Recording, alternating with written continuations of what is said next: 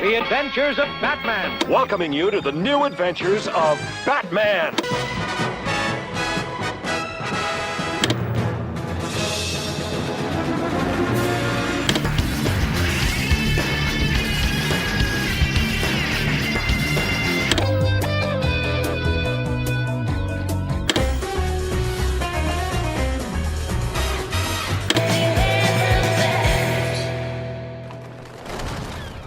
Welcome to Batmanimation, a BOF podcast exploring the animated adventures of the Caped Crusader. I am BOF senior contributor Ryan Lauer. With me is another BOF senior contributor from the Midwest.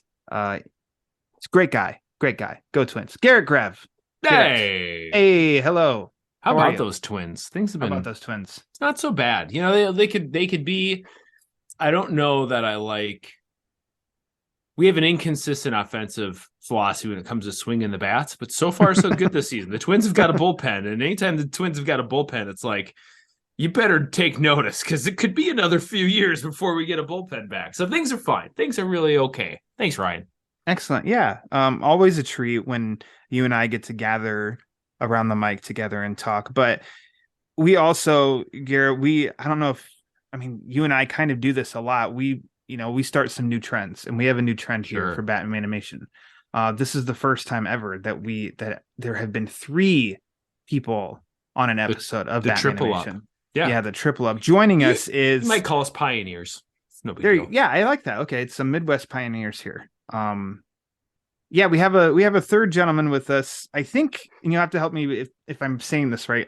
He's a learned gentleman. Learned gentleman. That's always what I think of. I'm like, hey, this guy who you're introducing, like, how would you describe him? He's a learned gentleman. He's a learned gentleman. He saved us in Texas when he had a vehicle. Yeah. He writes for BOF. He's currently covering the Riddler Year 1 series. And he's actually been on the BOF podcast with both of us that you also host. It's Mr. Trey Jackson. Trey, thanks for coming aboard the Batmanimation train. Well, glad to be here. I didn't think about the fact that we'd be blazing a trail with 3 on the first Batmanimation episode. Yeah. I didn't want to overpower you with all this. Right. I am pronouncing it right. Batmanimation. You see, there's only one person that I know that actually has a problem pronouncing Batmanimation, and it's the same guy that has problems pronouncing everything else, from Dan Jurgens to what's he say? He's like, what's the other one that drives me nuts? Tommenzi, Peter Tommenzi. Like, it's not. It's Peter Vera. Like, come on, man. Batmanimation, Batman, and then you add animation, animation and Batman just smushed together. But he's like, in Jersey they don't do that. I guess I don't know. Trey, you've been on Batmanimation for 2 minutes, and you've already said it a lot more correctly than Pete has in his entirety. So congratulations. You're a trailblazer yourself. Yeah. Well, if you're going to call me learned, I should be able to pronounce words correctly. Yeah, there you go. That's a good start. I'm glad I could make that impression. I don't always feel very learned, and I don't know where that might have come from, but I appreciate it. I tell you what, and it might be that I like, what I would say, Trey Jackson, when I think of this, thoughtful and considerate.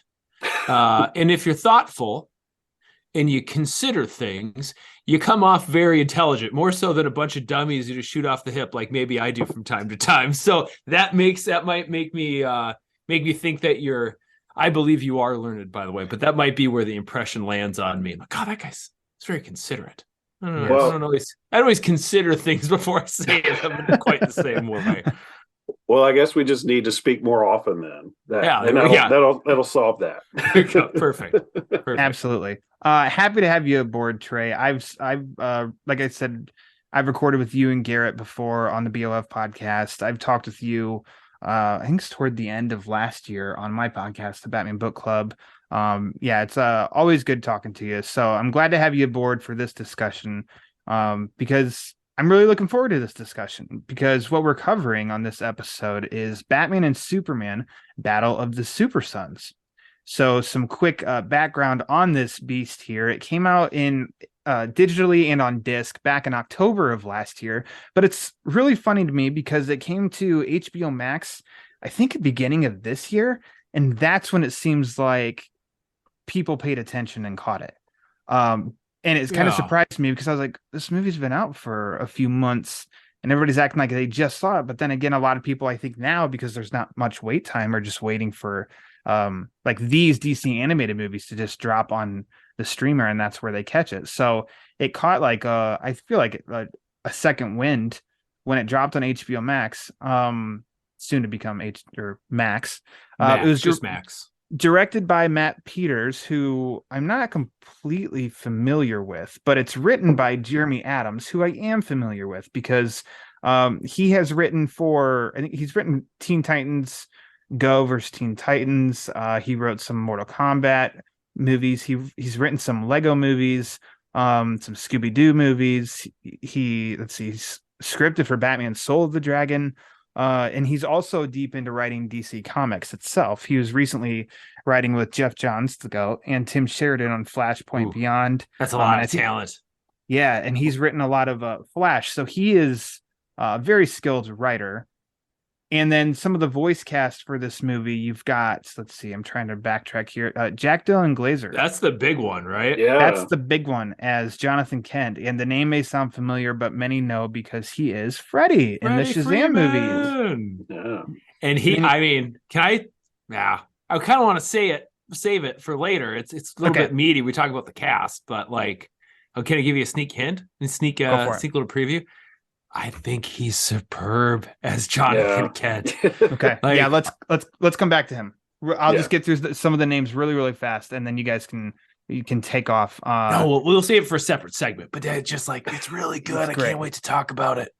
Jack Griffo did the voice of Damian Wayne. I'm not familiar with him, but it's like a Nickelodeon kid, I think. Okay, like looking up his age, I think he's like 24 or 25.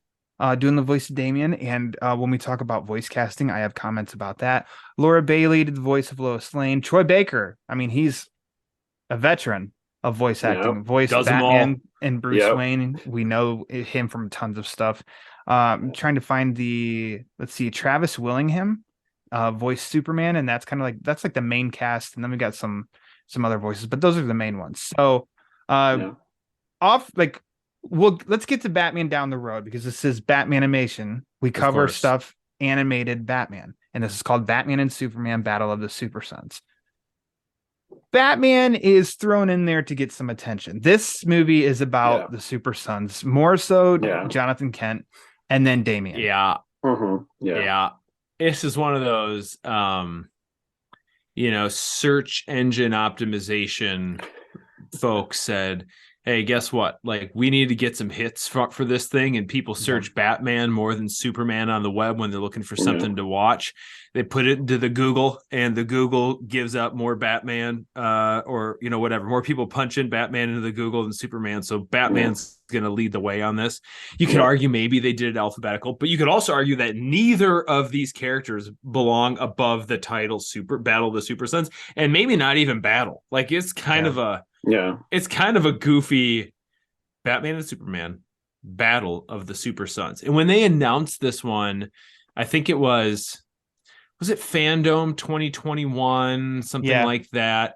I was like, Battle of the Super Sons. Oh, please don't give me another, versus movie like the Batman versus Robin, with I think even in that Fandom, did they put Batman and Superman in front, or were they saying Battle of the Super Sons and just kind of leaving it at that? Because I thought at first it was like, I don't remember in my mind. And it could be that it just didn't sear itself into my mind. But Battle of the Super Sons, I took like, oh, they're going to battle each other. I hope please don't do that again. Not true. Yeah. Don't do a battle thing. And then very little battling. Like a slight scuffle when they first meet each other. And then pretty much after that, they're pals. So that's nice. I prefer that. But yeah, it is, it's Batman kind of light and Superman a little bit more, but it's really all about the kids and mainly Jonathan. Well, when does Batman even show up? It's not until like a third of the way through, at least, right? 25 minutes in. Yeah. It takes when they finally go to Gotham. Yeah. I don't know. He looks fantastic though. Like, we can save some thoughts on the overall animation, but like, he looks rad in this movie. Yeah. Yeah. So Trey, let's a quick overview before we can dive into some specifics. What are your I mean, I'll lead the way on you. Like, when did you first watch this, and then what was your overall thoughts? I first watched this last week, and right. then watched it a little bit more this week, just getting ready for this show. But I thought it was really good. I thought that I agree with you, Garrett, that the performance, Jonathan Kent is just a standout character. Oh man, it's so great. And just the father-son relationship between him and Clark is just that's the highlight of the movie to me, is their relationship. I think it just works so well. Even though the movie, like, Damien is a co-lead, and I don't love Damien. I have thoughts. Same. It doesn't drag it down too much for me. Like, he's annoying, but he's annoying in the ways that he's supposed to be annoying. So I kind of let it slide. But overall, I just think it really works. I love the animation, love the voice cast, the performances there. Yeah, I had heard about it, back when it was first announced, but just never caught it until, this past week. And I was like, hey, it's on HBO Max, so let me check this out. So I liked it. I liked it a lot. Excellent. Garrett, how about you? When did you first watch this? And then what's your overall thoughts? I saw it right away. Well, I mean, within a couple of weeks of when it was released. I don't know if I saw it the week that it was released back in October. And I was just trying to figure it out. I don't know how, because it wasn't on HBO Max. I didn't review it for the site, so I don't think I got an advanced screener of it. I don't believe I bought it, but I saw it last fall. And maybe I somehow, now that I say it out loud, like, Bill, if you assigned me to review this thing and I never wrote the review, it's coming.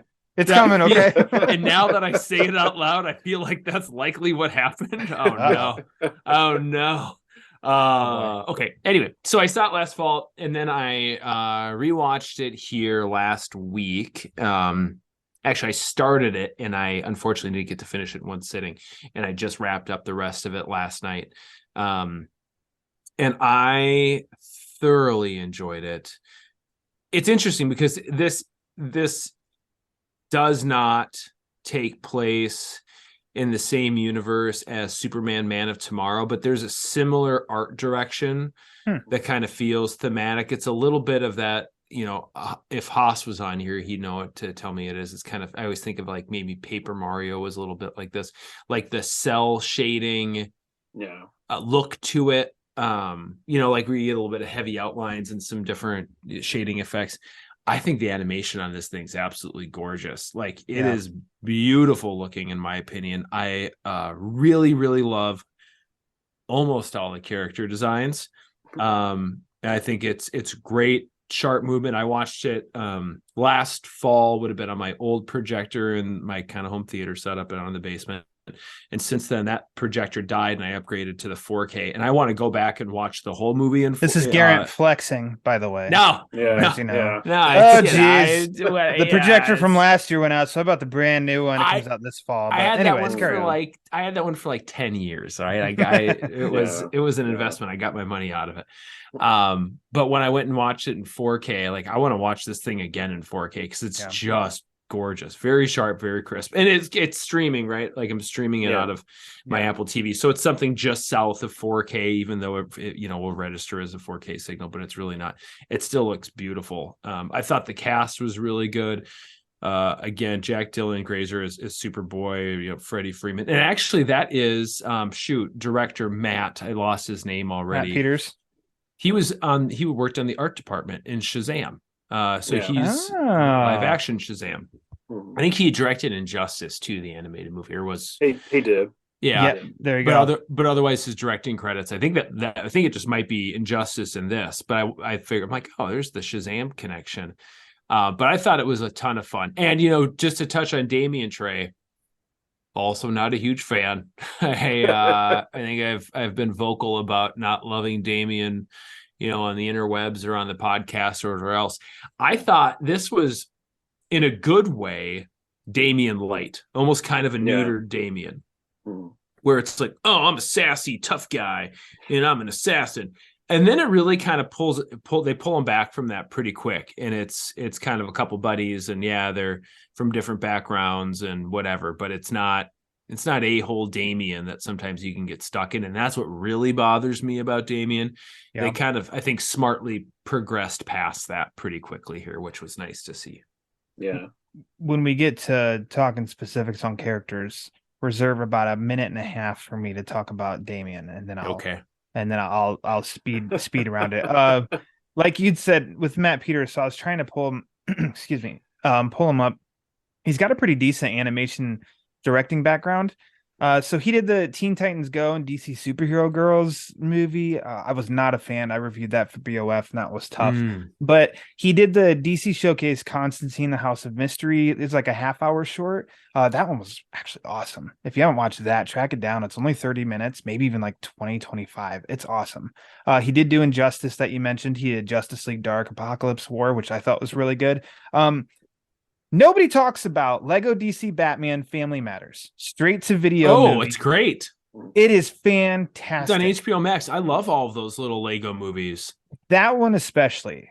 Written by Jeremy Adams. I don't remember that which one especially. Oh my gosh, that one's so good. So that's I think Two-Face is like the main villain in that, but it's got like the whole Bat family as well. And I feel like I'm right here. Yep. Troy Baker does the voice of Batman and Bruce Wayne. Will Friedle does the voice of Nightwing in that. Like I think it is an awesome straight to video movie. And nobody ever talks about that. So you bet your butt that's going to be covered on Batmanimation at some point, because not enough people have watched that, and they need to. That's a great movie. So I really wanted to give a shout out on that one. I also enjoy the Lego DC Justice League Gotham City Breakout is pretty fun. Like I like those are fun. Those. I think they're fun. Great. They're especially for, there's a period of time there, and this is PG-13. Like, I think for the most part, I could let my kids watch this one. And again, this is me. I'm fairly protective and conservative. It's not a judgment against those of you that aren't. It's just what I do. Well, my wife does. But that was actually something I was going to bring up too. Because it's just about an inch away, right? Yeah. But for a while, those Lego, direct to DVD or direct to streaming movies was kind of all that was out there. There wasn't a ton. So we watched a lot of those. Like, there's like Captain Cold, and there, it's like Batman had the long underwear on, and that's how it was like. There's just some fun, cute stuff. That's cool. I didn't know he was on those. Yeah, good for him. As for me, I just watched this movie for the first time. I had to do it in 2 different sittings, but yesterday and then finished it this morning. And I was pleasantly surprised from about every angle. I was not excited about the idea of a movie that's Damian's one of the co-leads, as you look it up. I wasn't excited about that. I definitely felt, because it says Batman and Superman, that Batman and Superman are like the 3rd, 4th, maybe 5th names in the list of character credits, of like, oh, it's kind of slapped on there, even though they're not in it that much. But I was pleasantly surprised. I know that this had been on the calendar for us for quite a while for us 3 to record on this. So I was waiting until we were able to lock in a time to do it. And I was waiting until the last second to watch, so it would be very fresh. And I'm glad that I did. Because I'm coming in very like optimistic on it, and what a pleasant viewing experience. Like you guys already commented, it was the first of these DC movies. It's I think according to the internet, this is the 49th one, and this is the first time it's an all CGI. Yeah. And that's pretty amazing. I wonder what the budget on that, if there is an increase or not too much, or how that works out. Cause I just always figured it probably was because it's limited in its budget, but this looks really, really good. I was so happy with the picture and the movement and the coloring and all of that stuff, because especially when you jump from, because there is just a glow about like Smallville and Metropolis, and then jumping to Gotham is definitely different. Or the Fortress of Solitude. In the Fortress of Solitude. And so it did make those jumps, but it wasn't like jarring to where it's like, ooh, maybe should have given that another render or something. I think it all was just really smooth. I liked the character designs of everybody. It'll be interesting if hear Garret of maybe some reservations about any that you had. I liked Damian's look and his suit. I thought Batman, give me another movie where he looks like this, where he's the star actually. Voice cast all around. And like I said, we'll get to Damien. Like I was just really, really surprised with this movie, and something that's not normally like. I won't say that it's not my cup of tea, because I try to watch all these DC movies. So it's like I'll get to them, and this one was one of like I'll get to it eventually. So I'm really glad that we ended up on this a while ago. So it got me to watch this because I thought that it was really good. You know what's interesting to me about this being, because I saw the same things, and I think it is from Fandom that they said it was going to be the first whatever 100% CGI. It is nice to see, because this isn't a theatrical feature presentation, right? This CGI animation, I think, has evolved so very, very well, where you don't need everything that's CGI to look like. And this isn't a slight, because I love these movies, and they're very expensive, and a lot of talented people make them. But not everything has to look like Pixar or what we're used to of computer generated animation movies, where everything's 3D rendered and it's kind of rounded and blocky, and obviously that's not the case. I think when people say that, they probably think I'm thinking about like Toy Story, or A Bug's Life or something. But there is a different look. This looks more like hand-drawn 2D animation, but it's like very fluid. And again, some of the shading is a bit different. Like there's a different richness, and like this has, I think, a little bit more of a classical animation look to it, even as a computer rendered product, which I was surprised by. Like when I first saw the preview and thinking back to what they had said at Fandom, I was like, oh, well, this isn't what I was thinking at all. This, and not that I don't like see, computer animated movies. I love a whole bunch of them. Sure. I have to walk out of the living room and go cry in the kitchen every time the boys and I watch a new Pixar movie, and then come back like, oh, I miss anything? I love them. But this looks better than I was anticipating. A direct to streaming, direct to Blu-ray, CGI animated movie from Warner Brothers and Disney, DC to look. Yeah, to be honest, I have not loved all of the animation from previous DC movies. That's not to say it's been terrible. It's just I've been kind of mixed on some of it. Sometimes it just looks, the motions look kind of stilted, and like the characters are not always as expressive as you'd like to see. And this, like reading that it was totally CGI, I was actually kind of hesitant. Like, okay, maybe the CGI was causing some of the things I didn't like, because previously it was a blend of CGI and hand drawn. I was okay, maybe this is because they're trying to blend the two. And to go all the way in the CGI direction, I was like, okay, how's this going to work? And it just looks phenomenal. It looks really, really good. The characters are so expressive. The motion is real fluid. Everything you said, I just love the colors, and I hope this sets the bar for the rest of them. Right. I agree. Yeah. And what you just said too, of like how good it was in both, on the quiet, personal and, emotional moments of just like Jonathan and Clark just, sitting on a bale of hay talking, to the big action fights, up in the watchtower, and the big end battle with all four of them with the villain and stuff. Like it hits it, like it's just good throughout. There aren't like highs and lows with the look and animation. It's consistently good throughout. So the setting of the table, I think, for this like plot, I think it's not even, the title I think is misleading, because it's not a battle of the Super Sons, really. I don't think it's they go on a battle together. The meeting of the Super Sons, the introduction of the Super Sons, something like that. But the focus, I think, is, it's basically about Jonathan Kent becoming Superboy. I think that's, and he meets an ally along the way. I feel like that's the story. Who happens to be Batman's kid, who happens to be, unbeknownst to him, his dad's Superman, and his best pal is Batman. So now there's this nice little kind of squared, because it's all connected, Garrett. It's always connected. It's all connected. It's all connected. And then guess what? It's all connected. And then you get Batman in space. Oh, hey, there you go, Kowalski. Yeah. Kowalski. I can't do a Peter Kowalski voice. So, well, spoiler alert, the villain's Starro. Okay, there you Yeah. go. This movie's been out for a while. 7 months now. Or You're so- cool. Yeah, something You're like cool. that.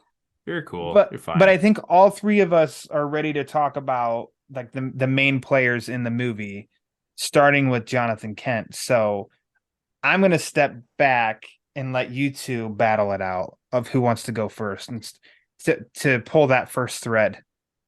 Well, Trey's you and I, Ryan, record together a lot. Trey less frequently, so I will leave the floor open to the previously mentioned learned gentleman. That is also known as the Midwest way. Yeah, hey, It's what just we a do. polite, friendly guy over here. Well, I'm from the South, man. I'm just going to let you go first, and it's going to go on forever. But, Oh, okay. Right? Yeah. no, let's see. Like I said, I think Jonathan Kent is really the standout of this movie. It was, and the performance, the animation, and just the way the story was told around him. You know, he's at that age where he's trying to figure himself out, figure the world out, really struggling with some things. And honestly, the first part of the movie, like the family time with him and Clark and Lois, not that the movie like dips in quality after that, but that opening few minutes is probably my favorite part of the movie. I just could watch that for a lot longer. And maybe it's because I'm in the Indiana cornfields, but I said that there's always something that's so comforting when Superman is in Smallville. It's Americana at its finest, right? Like, yeah. So when they do that, and that's to what I alluded to a little bit before of like a glow in Smallville. It's more present there than Metropolis even, but there just is. There's like a glow of Smallville. It's very comforting. Mm-hmm. And I'm totally with you of that opening. I don't even know how many minutes of that setting where, you know, you're learning right there at the beginning of like, oh, okay, this is going to be about Jonathan Kent. But it didn't bother me. I wasn't agitated. So I'm like, well, where's Batman and Superman or anything like that either. It's just like I'm just following the story. Punchy, boom, boom, boom. No, I was wanting to stay there for a little while. Like even the scene where Clark shows up and it's like, all right, it's time to do some chores. Like let's work together. And you're watching it and you're like, it's Superman. He doesn't have to, take his time moving bales of hay around, but he's doing that because he's showing his son what hard work looks like and what it looks like to get something done and stick to your word. And he's raising him. He's being a father. And I just love that. I love seeing Superman in that role. It just suits him so perfectly. I feel it hits you two more because you are fathers also. Gotta dip India a little bit in the field. Oh yeah, Trey's gonna make me cry just talking about him over here. I wasn't expecting to feel that way 15 minutes into an animated movie, but there it is. Not at all. And you know what, Trey? Like, I think one of the best things you can say, particularly when you think the whole of something is very good, is like, I wasn't quite ready to move on past this part because it doesn't overstay its welcome, right? Mm-hmm. It's not like, oh, geez, how long are we going to do Clark on the farm? We get it. He's the world's best guy and hard worker and he's a good dad and shucks, he's a good husband. And can we get to the fight scenes? You don't feel that, which means it's really, really well done. Mm-hmm. You know, and it's like when I watch Superman, the movie, you want to get to Metropolis. But man, there's a whole lot of good stuff that happens before you get there, where it's not like, I was never bored even as a little boy watching that movie. Like I was never bored and wanted to get into, the blue suit. Like it was cool. And here you get blue suit, right? You get Clark as Superman in Smallville, but it's just so well done. And you get you see so many different family dynamics, displayed at the same time. There's Jonathan and Lois as mother and son. There's Clark and Lois as the married husband and wife. There's the husband and son thing with they're sitting in the hay outside the barn. Like, and then there's the three of them as this family unit. And it's just really special. And it's like I really, really adore Jonathan Kent, young Jonathan Kent, as a character in the comics too, because like it was, we had the new 52. I don't want to spend too much time on this because we don't have to bash the new 52 every time I get a microphone in front of me. We had the new 52 Superman. That was not very good Superman storytelling. It was, like to the point where they're like, you know what we need to do? We need to bring back post-crisis Superman. And like, how are we going to make things different? We're going to give him a son, like he and Lois have been someplace else raising this kid. And now we got to find a way to bring this continuity together. And kids ruin everything. I love. Sorry about that. No, I love post-crisis Superman. So when that happened, I was a dad, right? I read post-crisis Superman my whole life, but like, I'm a dad now. Kids at the time were younger than what Jonathan is, but pretty similar now. I'm like, I'm getting post-crisis Superman back, and he's a dad just like me. I love this, and Jonathan get like such great stories.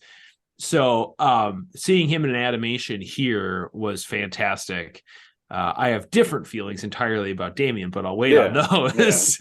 But it's kind of nice. My two favorite characters both have kids now that I'm a dad myself. It's like I get to grow right up with them. One thing to note, as long as we're mentioning the family dynamics, so Lois is voiced by Laura Bailey, and Clark is voiced by Travis Willingham. So they're actually married. Hey, I didn't know that until I was looking up a couple little tidbits for this. That you learned something on Batmanimation. I think they have some other project together. I thought I saw something on Amazon or something, kind of like a. Well, I hate when I start saying things out loud while we're recording, and I don't know what. See, it is. Fires from the hip. Fires from the hip. I'm not considering. It's like a fantasy thing. I want to say it's like World of Warcraft or something project going on. So I feel like right there we kind of covered the characteristics of Jonathan and Clark in this movie. So let's move to the darker side of the DC universe. Let's go to Gotham. You're a pro. You're good at this. Let's go to Damian first, and then like we got to talk Batman. Obviously. Quick wrap up of me on Damian. I don't like him. He's shit. I know that's how he's supposed to be, but I just don't enjoy the character. I still don't like it. Grant Morrison's big old opus story of Batman. The best thing to me that he did was that Batman and Robin run, though, where somehow he knows how to write like Dick and Damian together. I love that dynamic, and I think Morrison did that like it was splendid. It was wonderful. Damian, otherwise, I don't really enjoy Damian. And in these animated movies, it's bad. Ahead, Garrett. No. I'm to say Morrison. You're about to burst. Eager to jump in. The reason why Morrison, like the best thing Morrison did was figure out to pair. You're right, Dick with Damian, because Bruce with Damian. There's a reason why people talk about like salty and sweet being a tasty flavor combination, because it's two things that are disparate and they bring something better out of one another. So that's where you get Bruce and Dick, totally different, right? That's salty that combo. And asshole, like right, and that's not a good mix. Get when you get Bruce and Damian together. Yeah, it's like whoa, not good. So of course it worked pretty well in that Batman run. When it wasn't Bruce and the cowl.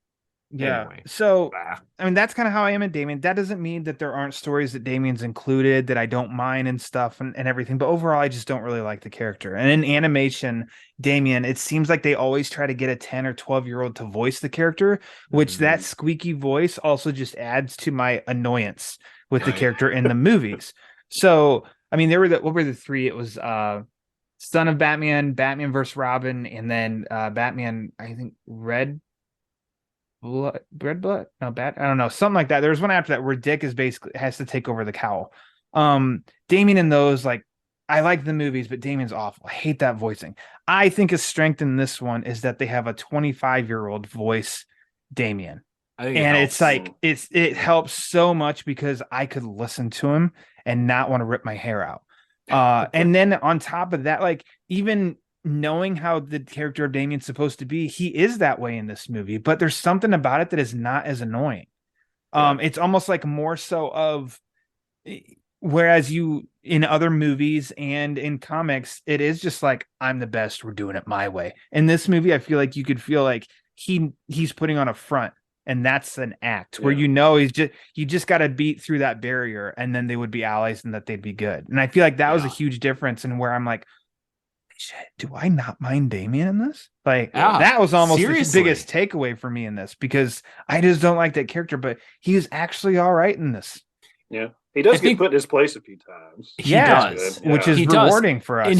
And I don't know if it's a matter of him getting put in his place and responding and growing sort of naturally as a part of the story, or if, as the writers here just said, we need him not to be unlikable, because part of what's going on is there's two little boys that come from extraordinary parents that find each other, and there's a bond there that comes, and then they go on this space adventure, right? And they save the world. And it's really hard to have that connection work and make sense if you hate one of them and like the other. So there, I think some of that makes them naturally want to make him more likable. But you're right. In this, they sort of have like this gruff exterior, and beneath that's a real nice little guy. Happens to know how to kill you. And all the other ones, it's just like, so God dang, he's just an ass. And he's perpetually an ass, and he stays an ass, and he never becomes anything other than an ass. And it's just too dang much. But he's the only one who is even remotely unlikable in this movie. I agree. Right. And that really helps. I mean, he's Yeah. just surrounded by people that are so much more pleasant. Even Batman is. Yeah. He's kind of shows his vulnerability. He's like, I'm trying my best. He's talking to Clark about being a father. He's like, It's trying. so good. I'm trying. I'm just doing the best I can. Yeah. And Yeah. the design looks fantastic. We said that earlier, but Yes, like 100%, you take this art style. I would take a Superman standalone with this exact same design, this exact same art style. I do a Batman standalone. I'm normally a yellow oval fella, but this costume looks incredible. Well, and correct me if I'm wrong, but I think that when they first go to Gotham in this movie, they use the '89 skyline. Oh, I'm gonna have to go back and I think they do. I think that slipped in my head too. Just like with Superman Quick, there was like little nods in some of the score I felt was trying to dip into and do like a wink, wink, nudge, nudge to the Superman theme and music, Here, I think I agree with you of like that kind of popped in my head. And I love that the opening of that, which it was a great transition of like, I forget what the exact line was, but Clark and Jonathan saying, Gotham, and we were like, oh, and that's when it's like, okay, here we go. I love that part. And they're like, gosh, this is awful. Why isn't someone doing something about this? And the scene is of Batman chasing the Penguin, and Penguin, even in just a little like or whatever, I'm like, that's Tom Kenny who voiced Penguin in the Batman animated series from the early 2000s. And like, I love that guy gets to keep coming back to that character, because he did that also in the Lego DC Batman movie. Not the Lego Batman movie, but straight to Lego DC Batman movie, Family Matters. Okay, there we go. I think it might be even like Lego DC superheroes Batman. Like there's a lot. Yeah, there's a lot. It's like an onion. There's layers. There's a lot in here.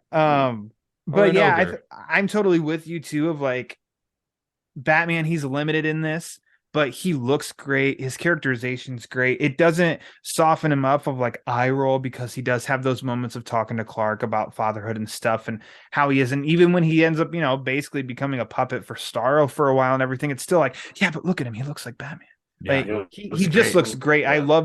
I love this because there's also something to speak of. It's a throwback to me of like the 70s, where you have Neil Adams and Jim Aparo, Marshall Rogers Batman, where he is like, he's a trimmed cut Batman. He isn't the completely jacked up monstrous Batman. And I think I do like that, like the thin, slim, agile look of Batman. And then the colors too for the suit, and yellow oval or not yellow oval, I don't know, just like the suit I can go, just depends on how the suit looks. So I think that everything about him, he looked great. I thought his characterization was great, and it lets me wanting more of this Batman in a solo movie where he's the star. It kind of reminded me of a little bit more lean Jim Lee Batman Hush.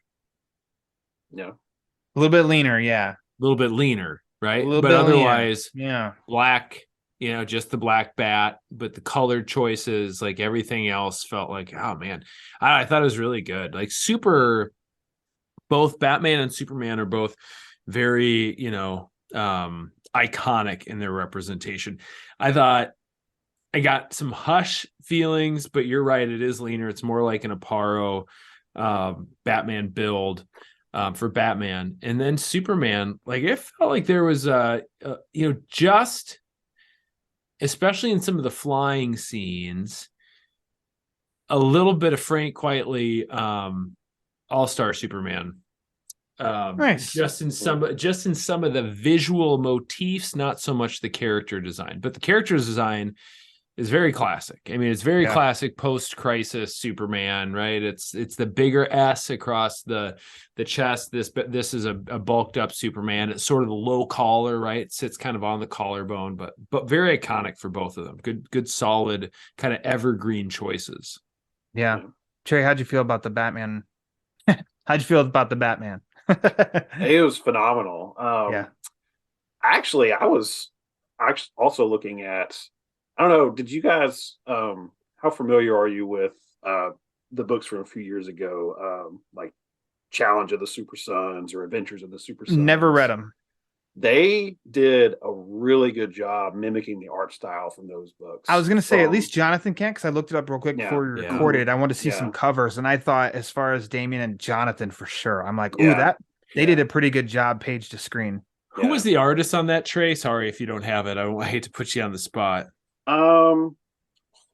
I want to get his name pronunciation. Jorge Jimenez. Jorge Jimenez. Jimenez. Right? Yeah. Okay. That's what He didn't do all of them, but I know he did some of it. Well, and most often when you see young John, it's Jimenez's work that you see the pictures. It's the big eyes. It's the kind of angular, like he's a genius. And yes, they entirely did a good job sort of inferring to that, if not, directly, like, oh, we're just lift and shift this to animation somehow, which I don't even know how they do, but it's got that flavor. Pretty good. Yeah. But no, the look of all the characters really works, I think. Especially Batman compared to Superman. Superman is built. Dude, he's like carved out of granite. Yes. So I just love seeing it. Yeah. He was jealous because he got second billing. Yeah, that's what it was. So he just went to the gym and he's like, "I'll show you. I'll bulk up more." Yeah, he's like, "I'm a big old farm boy." I'm a big farm boy. Yeah, big city kid. No thanks. But I tell you what, both sort of, again, to reflect just a touch more in the animation, but then like design and movement. It's a super athletic and graceful Batman. Like, I mean, he's gonna punch you in the face and knock some teeth out, and he looks, hard as nails. But even some of like. And you see it in Damian too, very acrobatic, very fluid, and then kind of like smooth transitions into sharp attacks. Like it looks like it's great. It looks like you think Batman would move in some of the best Batman comics. Like it, I was really, really impressed. So somebody who's been getting a lot of love actually, like lately, you could maybe even just use your word of impressed, Garret, who's been impressive lately, is One Starro. Who is the main villain of this movie. And I'm not going to say that I forget, but it's just kind of like I can remember all the moments of Jonathan and Clark, Jonathan and Lois, Jonathan and Damian. And the Starro thing just feels like, oh yeah, that's the thing to keep the movie, like that's what they got to work toward. I don't feel like it's a big secondary thing, but I'm like, oh yeah, that was cool. But it didn't detract the movie at all. But also I just felt like I was more tuned in on the other elements of the character interactions, and then the surprise characters of those in the watchtower, and then Lois goes and sees the president, and like that kind of stuff I was including. But as far as Starro overall, it's like, oh yeah, he's there. He was fine. Like, I don't know if you felt anyway, I don't mean that as a big negative either. It's just, I don't know. It's like, oh yeah, he's there. It could have been any number of DC villains, really. I mean, I can think so too. Yeah. You could do the same movie with Brainiac. Yeah, right? I was thinking Brainiac. Even all the way back, and we didn't really talk about how the movie opens. It starts with, essentially it starts with Superman's origin on Krypton, right? So there are things that I liked. What I liked is I thought it was smart to kind of have Starro at the beginning. Interesting, right? Like, unique choice, but worked well. Like, Starro is a stowaway on the ship that escapes Krypton. I thought that was kind of fun and cool and refreshing. I'm not a Starro expert. As far as I know, I'm like, well, maybe this is canon. Yeah, that's it. No, it's not. But then, like, as the ship hits into hyperdrive or light speed or warp or whatever they call it, right? Then he flies off and he's out in space, floating around, out among the stars, right? Like, and then he arrives. And you needed something, and I hope they do a follow-up to this, because it's like, part of me thought, did they use Starro because you don't go with Brainiac, or you don't go with I don't know, like any number of like major villains that are really, posing like that. You've used that villain on your first go, and now there's nowhere else to head to next. Is that why they picked Starro? So I like the character and how they utilize him in the story. I did not love the design. I like the design of Starro at the beginning, because it is purple little starfish Starro, and that's what I always think is great. It's got an eye, and it's kind of cutesy, and it's almost ridiculous that I could kill everybody, and I think that's fun. Suicide Squad, I thought that design was like, oh, that's sufficiently terrifying when you see something this big. I thought they went. I thought they, as the movie progressed, I thought they went to alien and too many tentacles and too much spiky and kind of an armored eyelid that became like a whole different thing. Yeah. Now the Starro spores or whatever, the face eaters, or what, I forget what, like those I thought looked great, but main bad guy, Horde Lord Starro, I didn't love that one. It didn't quite work for me as well. And I hate to, a grown man complaining about an animated movie is one of the most annoying people. It's a Wednesday night for me. But why my wife doesn't listen to these podcasts, guys. Yeah. Nothing cool about it. But aside from that, that gets to the one thing about the movie. I thought it's PG-13, right? Yeah. I don't think it had to be. There's no reason for it to be. I agree. And the Starro stuff, like the regurgitating him and like the body horror work. That's the kind of thing where I'm like, I could show this to my kids, but I would have to skip some of this stuff, and that's annoying. Like, why do I have to do that? It could easily be PG and a little bit less horrifying and work just the same. Well, Trey, in my preparation for this podcast, I was doing a little bit of reading, and as it turns out, initially this was proposed to be a very family friendly PG DC animated movies, and there haven't been very many PG. I can't think of a single one. I can think of more R's than PGs, which I always think is a little annoying. Not because I'm a big old prude, but because I like to share this stuff, and I am kind of a big prude, so that's fine too. But like, it is so close. You take out some of the body, like you said, body horror, a little bit more graphic, violent things. They had Lois drop some swear words, clean up the language, for no apparent reason whatsoever. And like they do the thing where you're just about to drop the F-bomb, and then the feed cuts out like for no reason. And the word wasn't said, but like if a 9-year-old knows what they were going to say, or 8-year-old, and that's what I always have to think about. So yes, for me, was I clutching my pearls as a grown man? No, but I just didn't think it was all the way necessary. So this is the Trey and Garret go into overprotective parent mode. I know. Portion of the podcast. That's all right. But, just watching it by myself, no issues. Do I need a Lois Lane that swears? Not necessarily, but like, it's not going to break my heart if she says the A word, or maybe the S word, whatever she said. So I didn't mind the Starro inclusion. The language to me, what you just said with Lois of the cutting out in the office, and you know what she's gonna say when you just know it, and it feels a little like, if it's gonna take you out of the movie in some way, it's kind of like, well, then I feel like that should have been a cut. Like, cut it because it's distracting you as a viewer in that regard. And here, like me, it's kind of like, okay, whatever. And that's like, I'm pretty aware of what the F word is. Peter said it on your last episode. He did. I was at the gym, and Peter allowed a full big boy fledged swear F word, and I texted and said, Peter said a big boy swear. He said a big boy swear. So, but like, what I was gonna say when we were talking about Starro is like, that is something for me. It's just like, and that's where I share a sensibility with with Batman. Bill, whoa, Freudian slip. A Batman with an alien just feels kind of out of like, like I don't need to see that. I'm cool seeing the other stuff, but also it's animation, so I'm a little bit more just like, sure, whatever. Like, Yeah. and so in that big battle at the end, I can't even necessarily picture what all exactly happens, but I thought it was fine. I think that's what goes back to me of like, remove Starro, insert whoever, and I'd have had the same effect of the movie. To me, is the character interactions. That was by far the biggest strength and where I was the most focused and invested. The one thing that I thought Starro was really useful for, besides kind of being a fun inclusion to the Superman origin, was you did kind of get an easy in for a lot of the Justice League and Teen Titans without having to have I was like it facilitates their presence where you get to see them and like, oh, they look cool. Everything in this movie looks really cool. And here are these cool characters. And oh, wow, great. They look cool in this too, without having to give them a storyline or any purpose to be there besides. Or a speaking part. Yeah, or a speaking part. So it's like, oh, here's Green Arrow and Martian Manhunter or Beast Boy.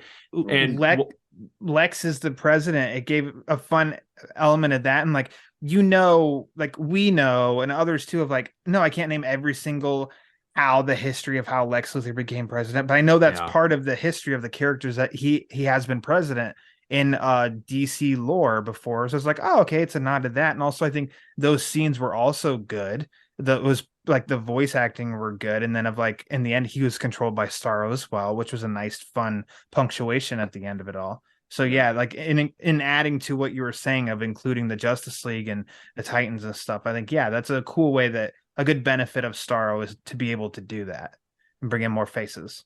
I would have liked this. So I got to remember, I had it up because I wanted to reference this. I feel this way with not all of the DC animated movies because some are just not nearly as good and I don't mind when they're over.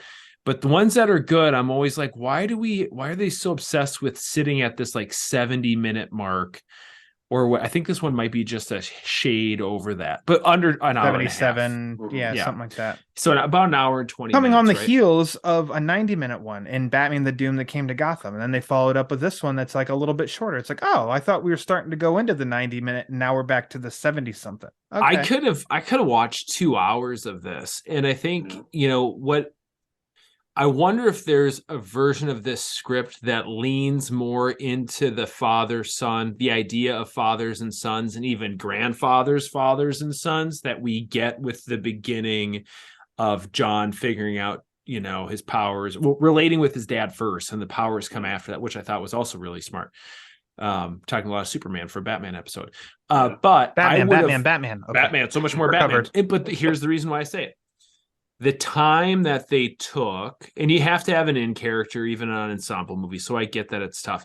The time they took to look at that dynamic between Clark and John, I would have liked a bit more of that for Bruce and Damian. And we're sort of stepping into a more established kind of relationship, at least with them working together as partners, not having been father and son for all that long, but having worked together as, heroes longer than what Superman and Superboy are doing. But I would have liked to spend a little bit more time there. And then thinking through the room to play, hopefully in a follow-up, with Ra's al Ghul or Ra's al Ghul. I normally say Raz, but for some reason I said Ra's to feel fancy. But because you got the Jor-El up front and then the Jor-El on the hologram, I think you could kind of play with that, mirrored reflection where it's not exactly the same, but it's flipped just a little bit between Batman and Superman and their kids, and certainly the grandfathers. Like, I want more of that. I think there could be some story gold in there that they could dig a little bit deeper. Start a hashtag campaign. You know how I like those hashtaggers, Ryan. Yeah. Give us the super cut. Yeah. So one thing about that, I think the reason that Damian we don't mind him as much in this movie. We talked about this earlier, but seeing Damian and Bruce have their like kind of unhealthy father-son relationship is by itself might get kind of, depressing. But compared with Superman or Clark and Jonathan and kind of a healthy father-son dynamic and having them like figure out how to be fathers together, that really is heartwarming. Yeah, that makes it a lot more interesting. And that is something like, if if Batman is even like looking to Superman and is like, okay, this is how it's done. This is I how didn't it's grow up done. with a father, but Yeah. you did, and now I've Oh, got a son, geez, and good you've got a point. son. Yeah, and this is what it looks like when a father-son relationship is healthy and functional. That's a And, great point, Trey. Yeah, Because I think that also kind of, we know that Metropolis is different than Gotham, and we know that Gotham doesn't look like Metropolis. But thinking about that contrast in dynamics, I think also makes me appreciate that they put such a fine point on them arriving to Gotham and being like, "What is this boy? I guess a real right?" It's stinky. Yeah, because that contrast is a key part in thinking about it as it relates back to the relationship between father and son. Like, oh, I love you, Pa, out on the farm, giving you a hug, as we're throwing hay bales around. Yeah. So like, I didn't even know this kid was around, and he turns out he's a real a-hole, right? I got to figure out what to do here. Just that dynamic. They could make 2 more of these movies, and I'd actually buy them, or I'd actually make sure to review them if Bill gave me the early access for Well, this by the voice cast in itself is not connected to the other DC animated movies. And there's, a Justice League one coming that's later this year that has Jensen Ackles voicing Batman again. Of course, he voiced Batman in the Long Halloween movies. So it's kind of like this could be its own standalone thing that, like, by the positive response, maybe / hopefully there's a continuation somehow, and that they can do something with it and have more Batman.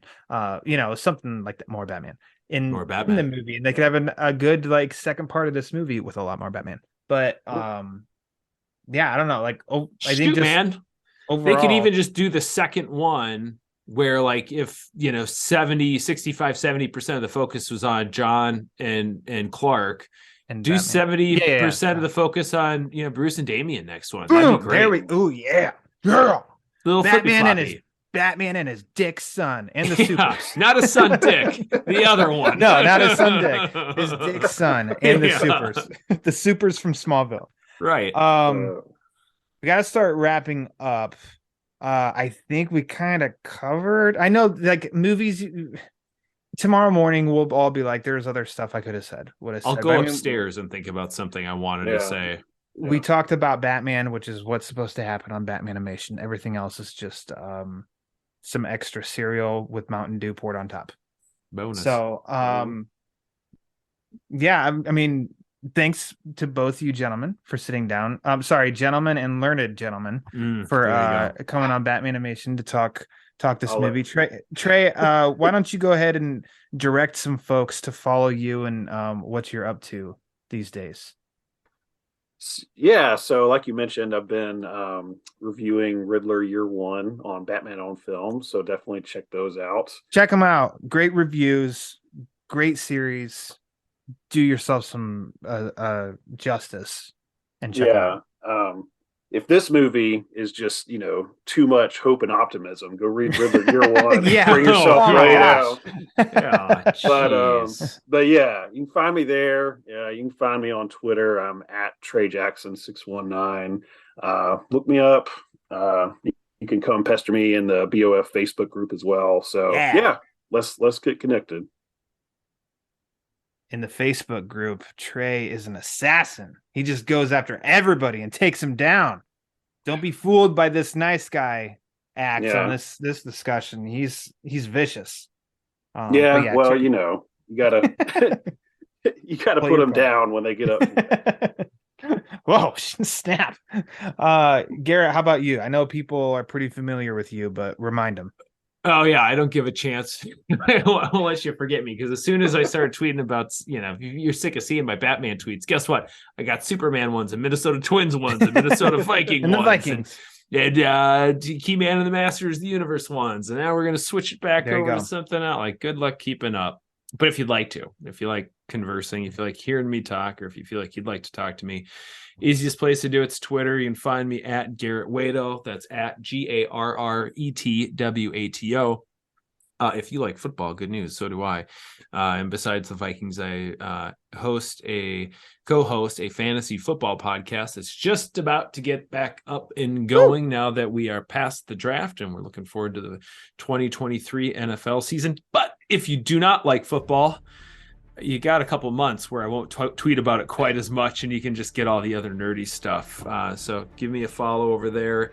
Occasionally, I record episodes of the Batman on Film podcast. I'd love for you to check out that show along with all the other wonderful shows, including this one, that are on the feed over at batman-on-film.com. You can check out the header that is podcast. I feel like I'm stealing some of Ryan's wrap up because right now this feels just like muscle memory from when I'm hosting the show. So check me out over there. I got a contributor page. You can check out some old comic book reviews and movie reviews and anything else too. All right, that's it. And I'm just going to say go to batman-on-film.com, where Bill generously posts my podcast, The Batman Book Club. Most recent episode is with the Italian Peter R. Vera. Upcoming one is a great discussion with the co-writers of the White Knight spin-off series, Generation Joker. So keep an eye out for that, as well as my review for the latest Batman issue, number 900. Also known as issue number 135, but it was a celebratory one for them, full of a lot of fun surprises. I think it was a great issue, so check that out on Batman on Film. So for Trey and for Garrett, I'm Ryan, and we're going to let announcer Rachel take us out. Thanks for listening to Batmanimation, a BatmanOnFilm.com podcast revisiting the animated TV and film adventures of the Caped Crusader. Follow Batmanimation on Twitter at Batmanimation. Follow BOF on Twitter at The Batman on Film. Follow Jet on Twitter at Batman on Film. For Jet and Team BOF, I'm announcer Rachel. Batman on Film, authoritative, definitive, the original. Established in 1998.